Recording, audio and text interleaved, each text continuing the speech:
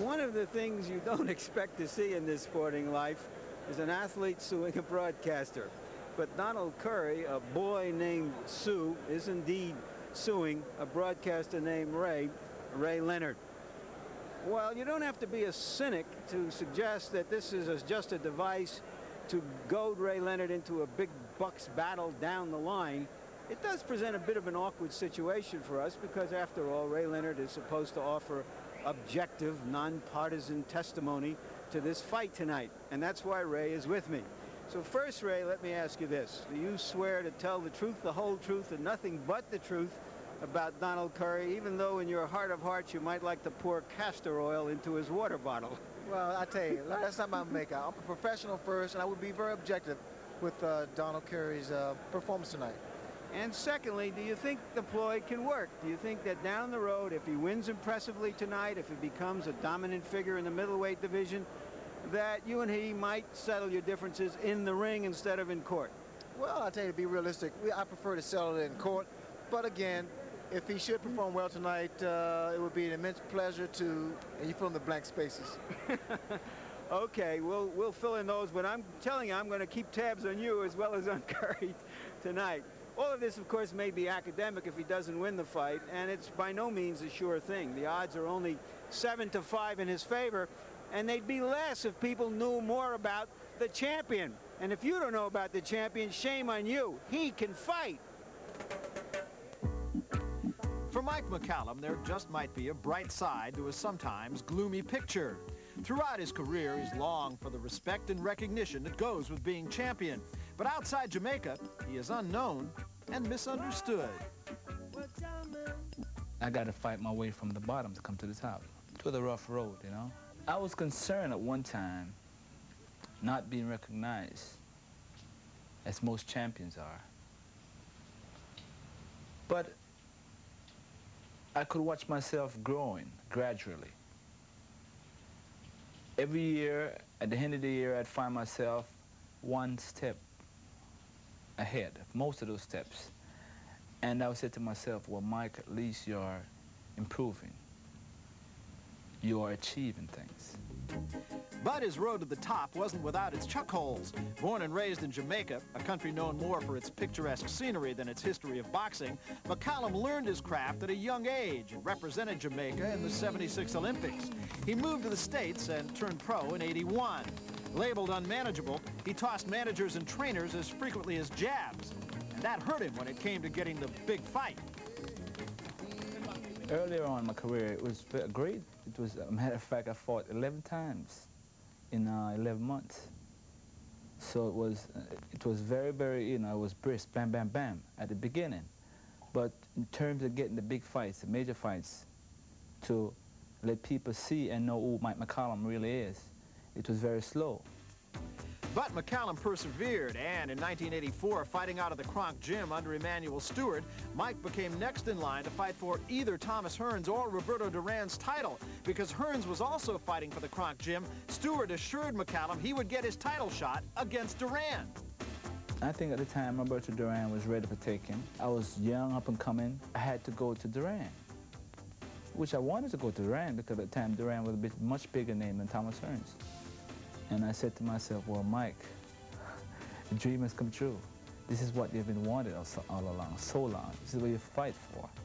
His center stage debut never took place. Emanuel Stewart, realizing a much bigger attraction, ingeniously arranged for Hearns to fight Duran, leaving McCallum in the cold. The only consolation to this was that Duran was forced to relinquish his title to step in with the hitman, making way for McCallum and Irishman Sean Mannion to fight for the vacant title.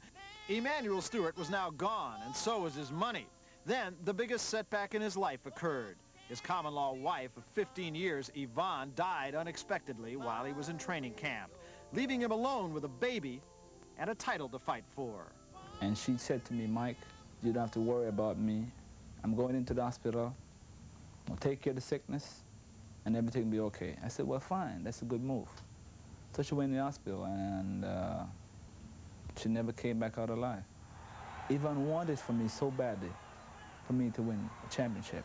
I feel that at the time she would be there in my present, and she would be my strength and my guide. But all the obstacles against me, And I went in the ring.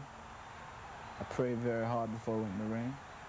And I take it very seriously. I take $30,000 because I wanted to win this title so badly. And I did it. For the winner, by unanimous decision, Mike the Body Snatcher McCallum.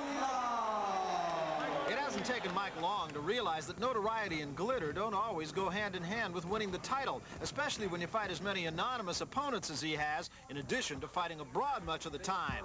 Only this past April, after TKOing Milton McCrory as the boxing world stood up and taken notice of the undefeated champion and his skills.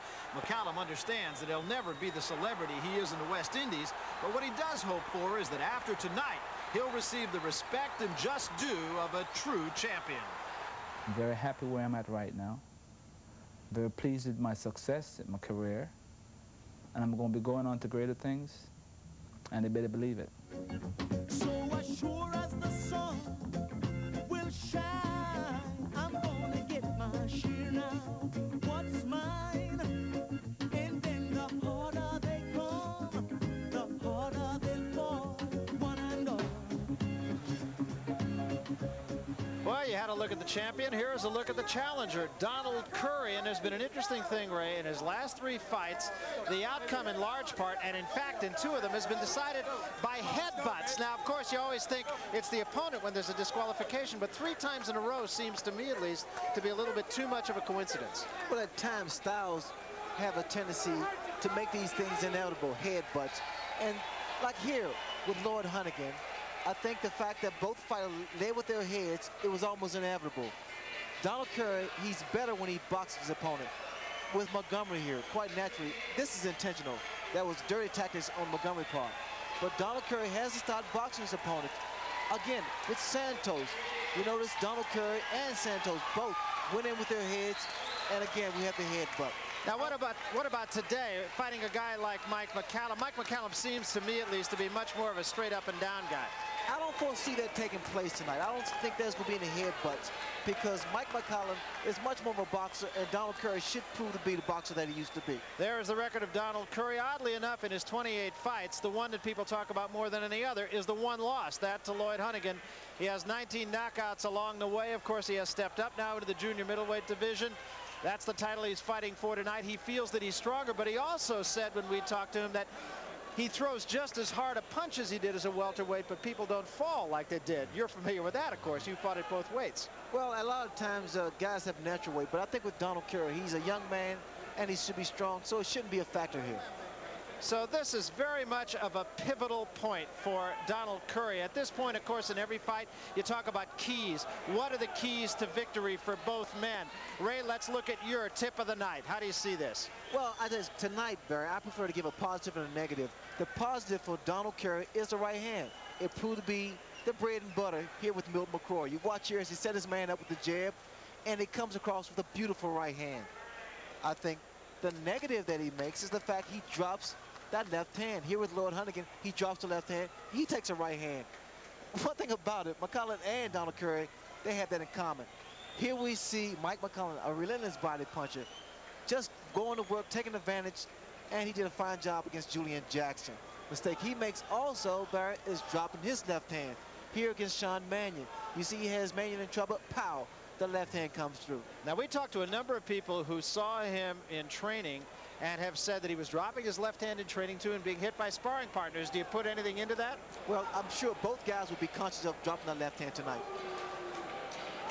And here's the champion, Mike McCallum, looking very calm.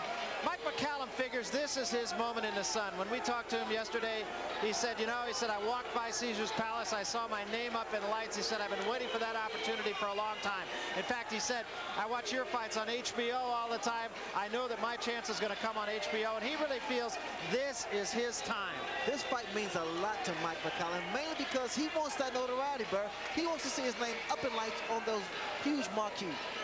I think the most important question I can ask you, Ray, is how good is Mike McCallum? Well, it depends on his opposition. That's a mistake with the Mike Tyson. You know, Mike is so good, he has not found the guy that gives him a tough fight. Well, with Mike McCallum, I think this is proved to be his toughest fight yet. I think maybe that's what makes this fight as interesting and as potentially a good a fight as it can be, is just the fact that this is such an important fight for both of these fighters. And for both of them, they may be facing the best fighter they faced before, which gives you the unknown factor. Without a doubt, Curry is the best fighter McCallum has ever fought. You don't know how he's going to respond to Curry's quickness. By the same token, McCallum and Hunnigan are the best fighters, surely, that Curry has ever fought. And now he's fighting a big, good man. Larry, let me ask you, when we were in Donald Curry's room the other day, he has a lot of signs up around his room. He's got a sign that says, "We've got to have it." He's got a sign saying, "Mighty Mike will fall." And I remember you sort of expressing surprise about that. Well, you don't expect a fighter of his quality to need that kind of hype from the outside. It has to come from the inside. But I think that he wants to remind himself of how he has to get back to doing the things he did earlier in his career.